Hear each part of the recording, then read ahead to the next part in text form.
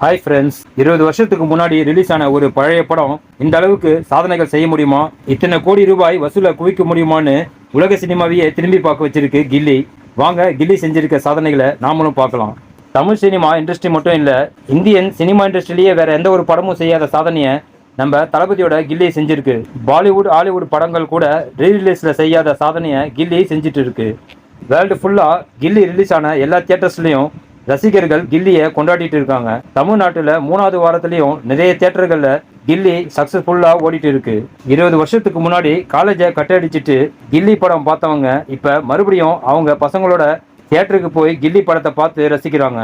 தளபதியோட வேற எந்த படமும் பண்ணாத ஒரு தரமான சம்பவத்தை கில்லி பண்ணிட்டு இருக்கு.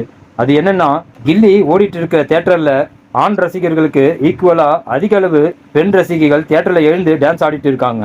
அந்த அளவுக்கு மாசான ஒரு வைப்பை கில்லி கிரியேட் பண்ணிட்டு இருக்கு.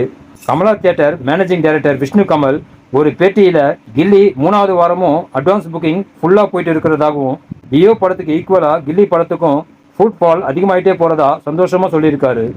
கில்லி ரீரிலீஸ் ஆன எல்லா தியேட்டர் ஓனர்ஸ்க்கும் செமையான ப்ராஃபிட்டை கொடுத்துட்டு இருக்கு.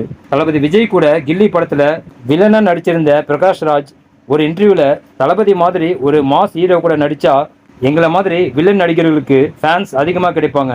அது மாதிரி கில்லி படத்தில் தளபதி கூட நடித்ததால அவருக்கும் ரசிகர்கள் அதிகமாயிட்டு தான் சொல்லியிருக்காரு. கில்லி இது வரைக்கும் 33 crores கலெக்ஷனை தாண்டி வசூல் மழையை பொழிஞ்சிட்டு இருக்கு. அண்ட் அடுத்ததா தளபதியோட இன்னொரு பிளாக் பஸ்டர் மூவியும் ரீரிலீஸ்க்கு தயாராக இருக்கு. ஓகே ஃப்ரெண்ட்ஸ், வீடியோ பற்றின உங்கள் கருத்துக்களை கமெண்ட்ல மறக்காமல் சொல்லுங்கள். நெக்ஸ்ட் வீடியோ சந்திக்கலாம். ஓகே, தேங்க்யூ, பாய்.